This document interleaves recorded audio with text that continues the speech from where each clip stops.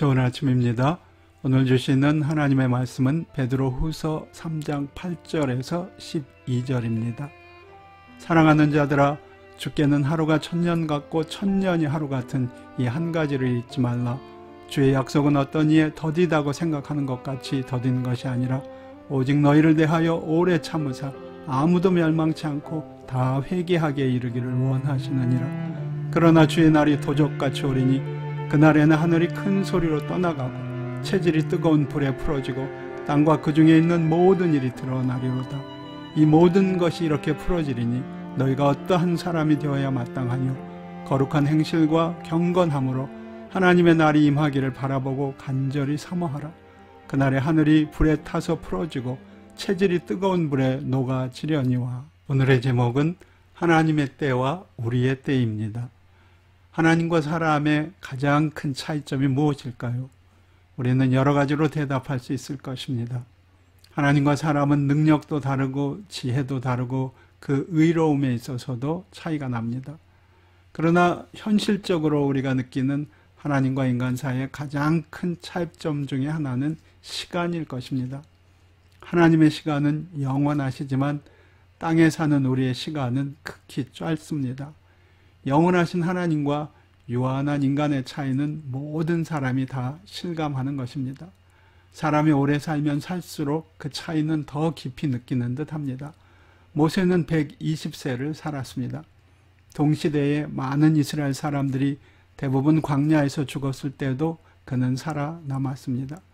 그런 그의 삶을 통해 그는 하나님의 시간과 인간의 시간 사이에 그 커다란 간격을 누구보다 절실히 느꼈습니다.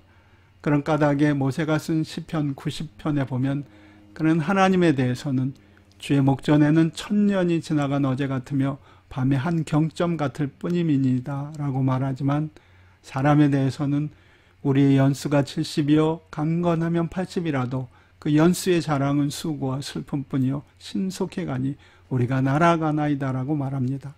그런즉 어떻게 해야 할까요? 영원하신 하나님과 유한한 인간의 차이로 말미암아 사람들은 하나님의 계획에 대해 너무 급히 서두르는 경향이 있게 되었습니다. 사람들은 하나님의 계획보다 빨리 성공하기 원하고요. 하나님의 시간보다 빨리 기도가 응답되기 바라고요. 하나님의 시간보다 빨리 소원을 이루기를 원합니다. 그렇게 급하게 서두르는 가운데 어떤 사람들은 마귀의 올무에 빠지기도 합니다. 이런 모습은 예수님이 이 땅에서 보여주신 아버지에 대한 태도와는 너무나 다른 것입니다. 주님은 이 땅에서 그 누구보다도 짧은 시간에 큰 사명을 감당해야만 하셨습니다. 그러나 예수님은 단 한 번도 하나님의 시간보다 앞서가시지 않았습니다. 주님은 언제나 아버지의 시간을 기다리셨습니다. 이 편지를 쓴 사도 베드로는 본래 성미가 매우 급한 사람이었습니다. 그러나 그는 여러 사건을 거치면서 하나님의 시간이 우리를 위하여 가장 좋은 시간이라는 사실을 깨닫게 되었습니다.